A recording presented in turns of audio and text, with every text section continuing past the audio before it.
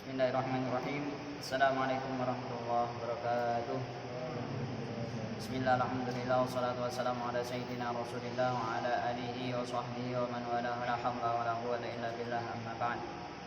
Iriqala ta'ala wa li syafa'ati rasulillah sallallahu alaihi wasallam wa li syafa'ati al-Qur'anil azim wa li karamati awliya'illah wa li karamati ulama'il azhar wa li karamati masyayikhina fil Qur'an la hadratin Nabi Mustafa Muhammadin sallallahu alaihi wasallam wa azwajihi wa auladihi wa dzurriyyatihi wa alihi wa ashabihi wa sahbihi badri minal muhajirin wa radhiyallahu anhum ajma'in wa jami'i asma'in wal anbiya mursalin wal azmi min ar-rusul jami'il malaikatil muqarrabin wa sa'iril malaikati ajma'in alaihim wassalatu wassalam min hadrati jamil awliya wal ulama wasyuhada was-salihin wal musannifin wal mu'allifin radhiyallahu anhum wa jududina wa jaddadina wa abaina wa ummahatina wa ikhwanina wa akhwatina wa asatidatina wa asqaina wa qaribaina wa masyayikhina wa masyayikhina tanamina wa jami'i man lahum alaina wa jami'i maudana wa jami'i al-mu'minina wa jami'i at-talamid wa talaba wa asatid fi hadzal ma'had wa jami'i mu'assisihi wa li jami'i masyayikhina kana masyayikhina fil Qur'an Syekh Abdul Sami khususan ali wa li jami'i masyayikhina fi tariqah Syekh sampai wasit kalam ali Syekh Hasan Syekh Syekh Qadir al-Jilani wa li jami'il muslimina wal muslimat wal mu'minina wal mu'minat wa jami'il musallina fi baladina Indonesia khassah fi buldani muslimin amma taqammadana Allah wa ayyam ajma'in bi rahmatihi wa maghfiratihi min Allah wa ridwan wa sallallahu lana wa lahum al-Fatihah. A'udzu billahi minasy syaithanir rajim.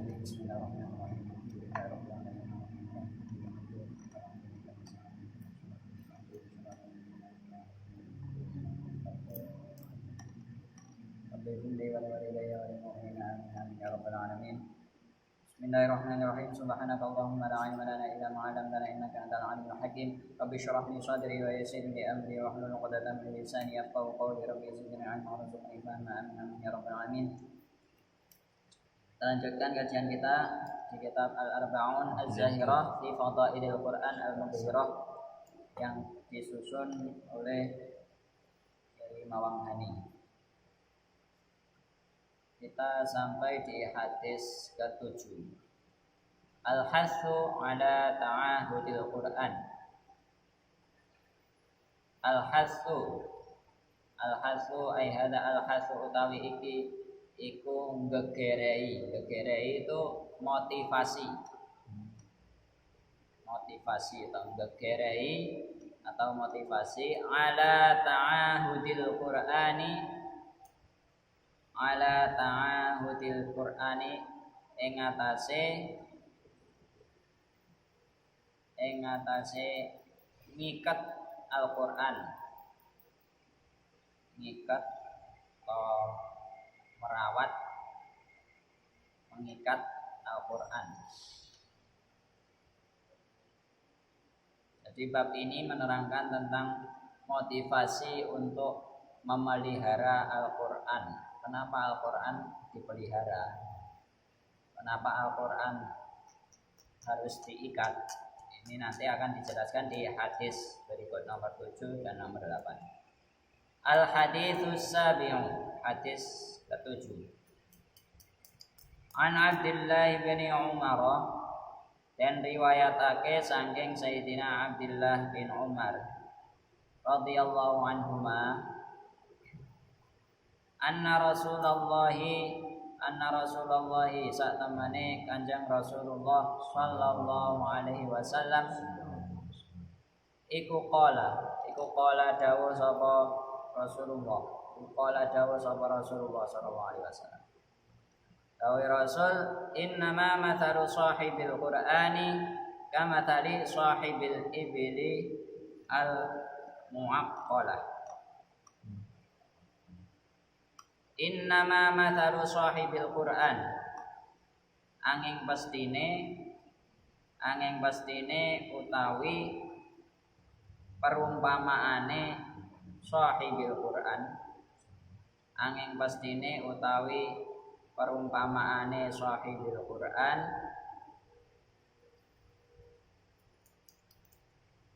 iku kamathali sahibil ibil kaya perumpamaane wong kang duweni unta. Iku kaya perumpamaane wong kang duweni unta. Al-muwaqqalati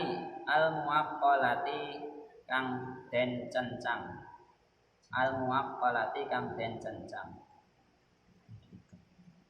In ahada 'alaiha amsakaha. In ahada lamun ngiket utawa nyancang sapa sahib. In ahada lamun ngiket utawa nyancang sapa sahib 'alaiha ing atase al-ibil. 'Alaiha ing atase al-ibil. Ya amsaka mongko bisa ngeker, amsaka mongko bisa ngeker utawa bisa nahan sapa sahib ha ing al-ibil. Ha ing al-ibil. Wa in atlaqaha, wa in atlaqa lan lamun ngecolake, wa in atlaqa lan lamun ngecolake utawa lan lamun nolak sapa sahib, nolak utawa ngecolake sapa sahib ha ing al-ibil, ha ing al-ibil. Dahabat mongko melayu, dahabat mongko melayu utawa lunga apa al-ibil. Wazadalan wis nambahi, wazadalan wis nambahi sapa muslimun Imam Muslim fi riwayatihi ing dalam riwayate Imam Muslim, fi riwayatihi ing dalam riwayate Imam Muslim. Di kitab Sahih Muslim ditambahkan wa idza qama sahibul qur'ani faqara'ahu bil laili wan nahari dzakarahu wa idza lam yakum bihi nasiyahu.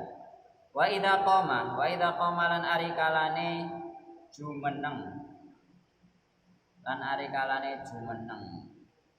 Jumeneng itu maksudnya mendirikan salat. Qoma. Wa idza qama bukan cuma berdiri tapi maksudnya mendirikan salat. Wa idza qama lan lamun jumeneng sapa sahibul qur'ani, sapa sahibul qur'ani, sahibul qur'an, sahibul qur'an faqara'a nuli mongko nuli maca sapa sahibul qur'an hu ing al-qur'an bil laili ing dalam waktu wengi, bil laili ing dalam waktu wengi, wan nahari lan waktu awan, wan nahari lan waktu awan tawarino. Dakarahu mongko bisa eling, mongko bisa eling sapa sahib hu ing al-Qur'an, hu ing al-Qur'an. Wa idza lam yakum bihi nasiyahu, wa idza lam yakum lan ari kalane ora jumeneng sapa sahib, lan ari kalane ora jumeneng sapa sahib bihi kelawan Al-Qur'an, bihi kelawan Al-Qur'an nasiyahu, nasiya mongko lali, nasiya mongko dadi lali sapa sahib hu ing Al-Qur'an, hu ing Al-Qur'an. Kitab ini dituangkan dalam kitab Sahih Al-Bukhari dan Sahih Muslim. Maksudnya hadis ini ada di Sahih Bukhari dan Sahih Muslim. Jadi derajatnya itu Sahih muttafaq alaih, ada di Bukhari Muslim. Dan saya jelaskan. Di hadis ke-7 ini menerangkan tentang motivasi bagi orang-orang yang punya hafalan Quran. Ya, termasuk sampai-sampai semuanya ini, kalian semuanya ini kan punya hafalan Quran. Ini kitab ini ditujukan, hadis ini ditujukan kepada kalian yang punya hafalan Quran. Hadis diriwayatkan oleh sahabat Sayyidina Abdullah bin Umar radhiyallahu anhuma. Sesungguhnya Rasulullah sallallahu alaihi wasallam bersabda, "Innama mathalu sahibil Quran," perumpamaan sahibul Quran, sahabat Al-Quran, Siapa sahibul Quran? Sahibul Quran itu orang yang punya hafalan Quran. Dimaksudkan di sini adalah orang yang punya hafalan Al-Quran. Itu perumpamaannya seperti orang yang punya unta yang diikat. Kama tadi sahibil ibil al-mu'aqqalah. Kenapa kok seperti orang yang punya unta, kemudian untanya itu diikat? Catatannya untanya itu diikat. Ceritanya gini, in ahada 'alaiha amsakaha. Kalau orang yang punya unta itu mau mengikat untanya, diikat di tiangnya, di tiang atau tiang pancangnya atau istilahnya patok, diikat di patoknya. Kemudian dia mau memeliharanya, mau ngasih makan, terus dimandiin, terus dikasih minum, dirawat dengan baik, maka orang yang punya unta itu akan bisa menahan untanya agar kerasan betah di kandangnya, betah di tempatnya, betah di rumahnya. Catatannya, orang yang punya unta ini mau merawatnya dengan baik. Tapi sebaliknya, orang yang punya unta ini nggak mau merawat untanya, kemudian dia dibiarkan begitu saja, nggak dikasih makan, terus nggak diikat, nggak dicencang, ya otomatis untanya akan lari darinya. Untanya akan lari cari tuan yang mau memeliharanya, cari makan sendiri, kemudian cari kehidupan sendiri. Karena apa? Karena tuannya yang punya unta nggak mau merawatnya. Sama seperti sahibul Quran, orang yang punya hafalan Quran begitu juga. Kita misalkan sudah hafal juz amma ya, misalkan juz 30 sudah hafal. Ya, tinggal kita mau merawatnya apa enggak.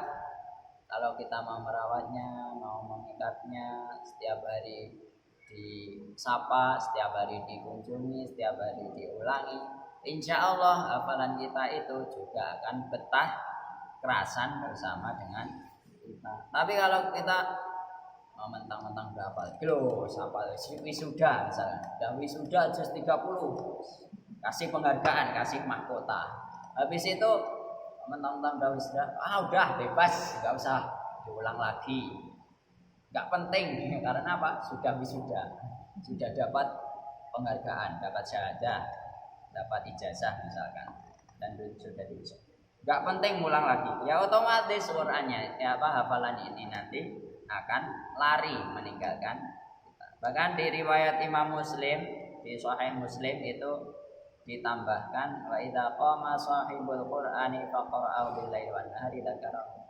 Ketika orang yang punya hafalan Quran itu tadi mau sholat, kemudian membaca Qurannya, membaca hafalannya dalam sholat, baik di waktu malam maupun di waktu siang, maka otomatis dia akan tetap ingat hafalannya, dia tetap akan ingat Qurannya.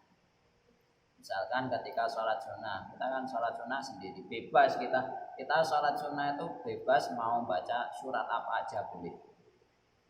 Sholat sunnah misalkan sholat sunnah tahajud, sunnah malam atau pagi duha, mau baca surat Al-Baqarah pun boleh, terserah kamu. Tapi jangan dibaca ketika kalian jadi imam. Mentang-mentang jadi imam, kalau imamnya hafal Quran, bacanya Al-Baqarah, ya mesane makmum ini. Jadi ketika kita sholat sunnah, sholat sendiri, kita mau baca surat apa aja bebas, terserah. Makanya manfaatkan ketika sholat sunnah kita murojaah surat-surat yang sudah kita hafal. Kalau kita mau baca hafalan kita dalam sholat, insya Allah kita akan tetap ingat hafalan kita. Tapi kalau kita nggak mau sholat sunnah, tiap sholat bacane setelah Al-Fatihah qul huwallahu ahad. Tiap sholat, tiap rakaat bacanya qul huwallahu ahad. Otomatis nanti yang diingat cuma qul huwallahu ahad. Ya meskipun itu juga baik sih. Baca qul huwallahu ahad itu juga baik. Setiap rakaat baca qul huwallahu ahad itu baik. Cuma kalau kita nggak mau membaca surat lainnya, nanti surat yang lain ini akan hilang, akan lupa, entah pergi kemana. Karena apa? Kita nggak mau membacanya, nggak mau merojanya, terutama dalam sholat. Karena pesan guru saya, salah satu guru saya namanya itu Syekh Yusri. Beliau itu menghafal Quran. Setelah hafal itu hafalannya digunakan dalam setiap sholat.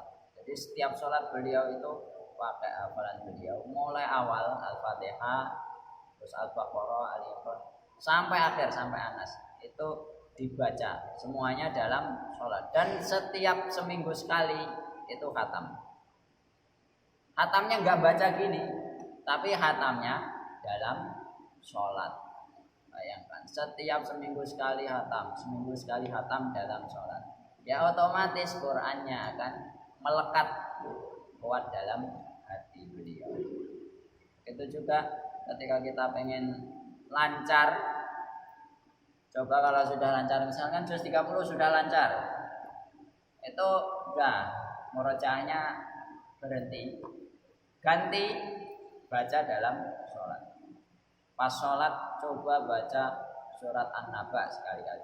Pas sholat baca surat An-Nazi'at. Pas sholat baca surat Al-Baqarah.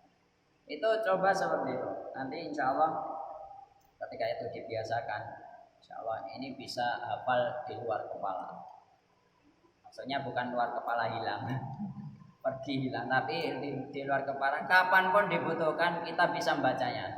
Bahkan ketika kita mau tidur bisa baca, bangun tidur bisa baca, mau berangkat sekolah, naik sepeda bisa baca, pulang sekolah juga bisa baca tanpa membuka musik. Itu kalau kita sudah lancar bacanya dalam sholat. Insya Allah nggak dimurojaah pun, nggak dimurojaah seminggu, nggak dimurojaah sebulan, 2 bulan, itu insya Allah masih ingat. Catatannya apa? Kita sudah lancar baca dalam sholat. Tapi kalau belum lancar baca dalam sholat, jangan sekali-kali meninggalkan murojaahnya. Jadi dilancarkan murojaah dulu, setelah itu pakai di dalam sholat. Insya Allah itu nggak akan lupa. Itu ya kuncinya. Kalau mau mengingatnya, insya Allah Quran betah di dalam hati kita, dalam jiwa kita. Tapi kalau kamu melepaskannya dan membiarkannya, Quran juga akan lari kabur dari kita. Satu hadis lagi, al-haditsus tsamin, hadis yang ke-8. An Abdillah bin Mas'udin, dan riwayatake saking sahabat Abdullah bin Mas'ud radhiyallahu anhu. Qala dawu sapa Sayyidina Abdullah bin Mas'ud. Qala dawuh sapa an-nabiyyu kanjeng Nabi sallallahu alaihi wasallam. Bi samali ahadihim an yaqula nasitu ayata kaita wa kaita. Bal nusiya wastadzkirul Qur'an. Bi sama iku saelek-eleke perkara. Bi sama iku saelek-eleke perkara. Li ahadihim kedue salah sijine wong akeh. Li ahadihim kedue salah sijine wong akeh.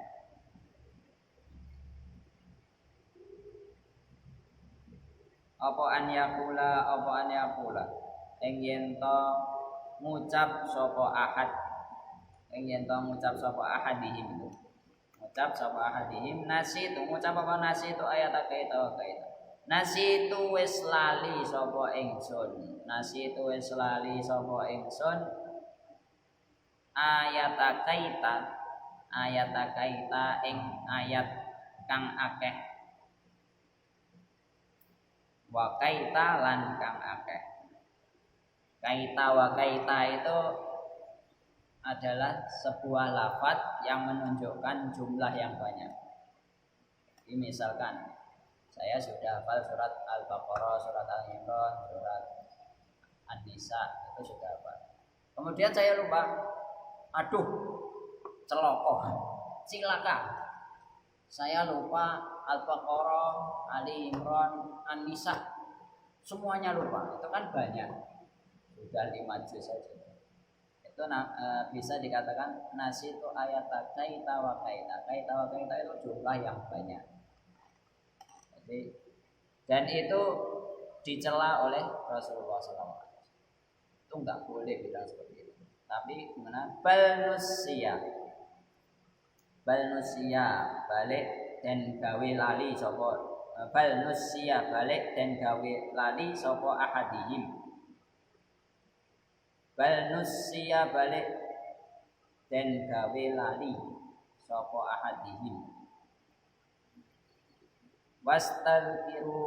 Wastadkiru lan amrih ilinga sapa sira kabeh. Wastadkiru lan amrih ilinga sapa sira kabeh Al-Qur'ana ing Al-Qur'an. Al-Qur'ana ing Al-Qur'an. Fa innahu krana sak temene Al-Qur'an. Fa innahu krana sak temene Al-Qur'an.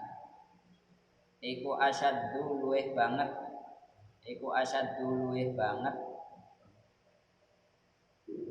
Apane tafasian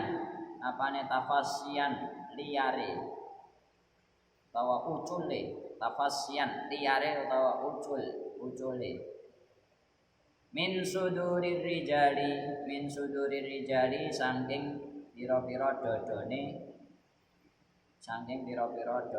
pira-pira wong lanang.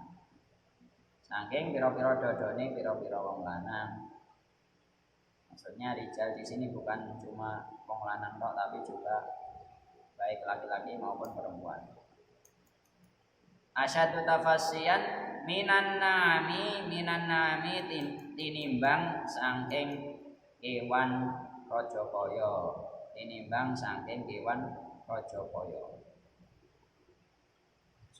Rajakaya itu maksudnya Rajakaya itu adalah hewan-hewan yang bisa dikorbankan. Kambing, sapi, kerbau, unta itu namanya Rajakaya. Karena apa? Zaman dulu harta yang paling berharga itu adalah itu. Kambing, sapi, unta itu adalah harta yang sangat berharga. Sampai sekarang pun seperti itu. Sampai sekarang harganya kan sampai puluhan juta sapi. Kemudian makanya wong Jawa ngarani raja kaya lek duwe sapi, duwe kerbau, duwe unta apa meneh jumlahe sak kandang itu dadi raja sing kaya. Di hadis ke-8 ini yang diriwayatkan oleh Sayyidina Abdullah bin Mas'ud, dia berkata bahwasanya Rasulullah SAW bersabda, "Bi samali ahadim an yaqula nasitu ayat kaita." Rasul itu mencela orang yang bilang gini, nasitu ayat kaita. Aduh, aku lali hafalanku. Rupanya itu enggak cuma lupa surat-surat pendek, tapi lupa surat-surat yang panjang. Sampai surat full itu lupa semuanya. Misalnya ini tadi surat Al-Baqarah, surat Al-Imran itu lupa semuanya. Apalagi surat Al-Jin, sembuh nanti. Gondol jin, surat Al-Jinnya. Nah, itu lupa semuanya. Saya lupa ayat ini, saya lupa surat ini, lupa juz ini. Itu dicela oleh Rasul. Itu perkataan yang sejelek-jeleknya perkataan, sejelek-jeleknya pernyataan itu adalah nasitu ayat kaita wa kaita. Kenapa kok dianggap jelek? Kenapa berkata seperti itu sama Rasul dianggap jelek? Karena sebenarnya dia itu tidak lupa, Tapi bal nusya, kata Rasul, bal nusya, tapi dia itu dibuat lupa oleh Allah Subhanahu wa taala. Sebenarnya itu tidak lupa, tapi dia dibuat lupa. Gara-garanya apa? Gara-garanya dia teledor. Awalnya sudah hafal, misalkan juz 30 sudah hafal. Tapi gara-gara teledor itu tadi, sudah wisuda, alhamdulillah, wisuda sudah dapat ijazah, dapat piagam, penghargaan, dapat mahkota. Setelah itu belas nggak dibaca lagi, nggak dimurojaah lagi, nggak diulang lagi. Akhirnya dia dibuat lupa oleh Allah Subhanahu wa taala. Karena itu tadi tidak mau merawatnya, tidak mau mengikatnya. Mentang-mentang sudah hafal terus sudah bebas, nggak usah dia diulang lagi. Makanya dia dibuat lupa oleh Allah. Bukan dia yang lupa, tapi dia yang dibuat lupa gara-gara teledor. Kalau cuma lupa saja itu sebenarnya nggak dosa. Orang lupa itu nggak ada dosanya. Misalkan kita pas puasa hari pertama, biasanya sarapan, isu-isu sarapan. Pas puasa hari pertama kita keasikan, oh ayo sarapan, nah sudah sarapan ala karet. Begitu habis baru ingat, aduh aku mau puasa ya. Itu enggak dosa, bahkan sah puasanya jika diteruskan, karena dia lupa. Orang lupa itu enggak ada hukumnya. Tapi kalau yang dilupakan adalah Al-Quran, itu namanya dia bukan lupa lagi, tapi dia teledor, males, nggak mau bacanya lagi, nggak mau merojaahnya lagi, nggak mau mengulangnya.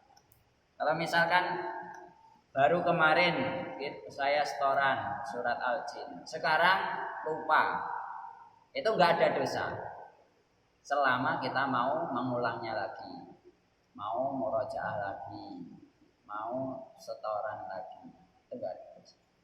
Tapi yang dicela oleh Rasul adalah kemarin kita hafal surat Al-Jin, hari ini lupa, terus enggak diulang, besok enggak diulang lagi, besoknya lagi enggak diulang, sampai udah pernah hafal tapi hilang semuanya. Itu yang dicela oleh Rasul. Kata Rasul, bi'sa ma li ahadihim, itu yang sejelek-jeleknya perkataan. Nasi itu ayat apa. Tapi kalau selama kita mau murojaah, meskipun besoknya lupa, murojaah, besoknya lupa lagi, murojaah lagi, itu tidak ada dosa. Ya namanya manusia itu lupa kan biasa, kan lupa biasa. Orang lupa itu nggak ada hukumnya. Sampai kita lupa sholat pun kita nggak dosa. Kalau lupa beneran ya. Tapi kalau lek macak ngelali, iku sing dosa. Begitu juga ini di Quran ini. Kalau kita lupa setoran kemarin, ya kita ulangi hari ini. Kita setorkan lagi. Besoknya lupa lagi, ya kita ulangi lagi. Besoknya lupa lagi, ulang lagi. Insya Allah setelah 10 kali diulangi, insya Allah nggak lupa. Apalagi sudah rutin tadi, seminggu sekali diulangi, insya Allah nggak akan lupa. Orang lupa sudah lupa ayat Al-Quran itu karena ledor, karena malas, terus akhirnya Allah ya udah, ini orang ini dibuat lupa aja sekalian, akhirnya hilang lah apalagi. Hanya bacanya Rasul wastadzkirul Quran, dan selalu ingat-ingatlah Al-Quran. Fa innahu asyaddu tafassiyan min sudurir rijali minan nar. Karena sungguhnya Al-Quran itu lebih liar. Di sini disebutkan lebih liar atau lebih mudah lepas, lebih mudah kabur dari hati manusia dibandingkan dengan hewan ternak, dibandingkan dengan hewan-hewan yang dikorbankan. Pernah lihat korbannya sapi? Orang korban sapi, mau nyembelih sapi. Itu sapi itu kalau mau dikorbankan kan harus diikat dulu. Enggak cuma lehernya yang diikat, sampai kakinya keempat-empatnya diikat, masih harus dipegangi oleh banyak orang.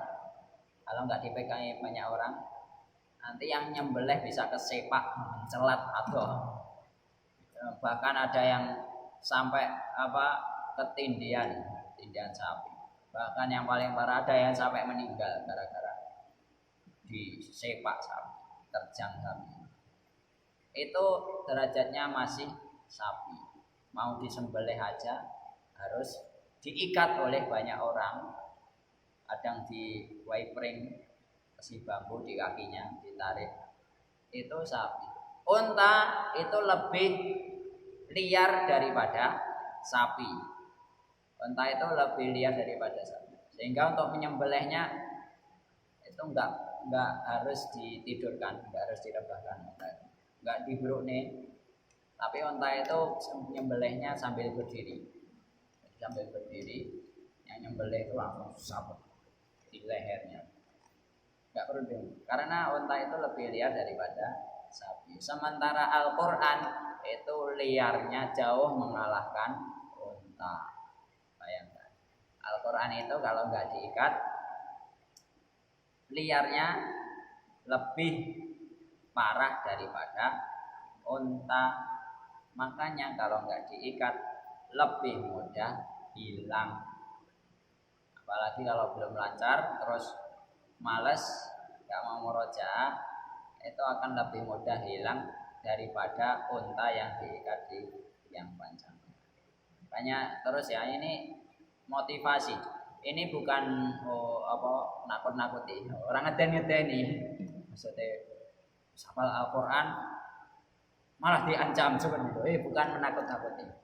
Ini hanyalah motivasi agar kita terus semangat. Namanya menghafal Al-Qur'an itu enggak cukup setahun, 2 tahun, 3 tahun. Alhamdulillah saya dulu setoran tuh 2 tahun selesai. 2 tahun setoran mulai awal sampai akhir selesai.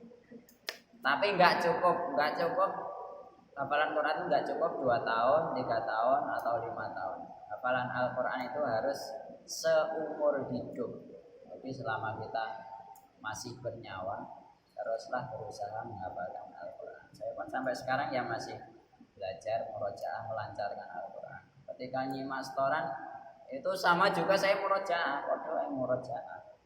Jadi kalian yang sedang menghafalkan Al-Qur'an jangan mau kalah. Jadi ya, namanya santri itu punya prinsip ngaji sampai mati. Santri prinsipnya ngaji sampai mati. Jangan nanti setelah keluar dari sini, tamat dari Qur'an, bebas, Al-Qur'an ini deleh, gak usah dibuka maneh. Wis wisuda entuk ijazah, enggak perlu buka Quran lagi. Sudah diakui sebagai hafidh misalkan. Enggak perlu buka Quran lagi. Saya nanti Qur'annya lari kabur dari kita karena enggak dirawat dengan baik. Sebaliknya kalau kita mau merawatnya dengan baik, insya Allah Quran akan terus menemani kita baik di dunia, lebih-lebih semoga Quran nanti terus menemani kita di alam kubur dan di akhirat kelak mengantarkan kita menuju surga. Allahumma Allah taala a'la wa shawab. Al-Fatihah.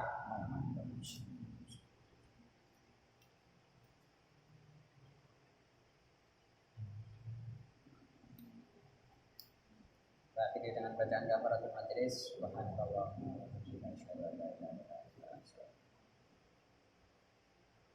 Taufiq wal hidayah wa nafa'u minkum. Wassallallahu ala sayyidina Muhammad wa ala alihi wa sahbihi wasallam. Assalamualaikum warahmatullahi wabarakatuh.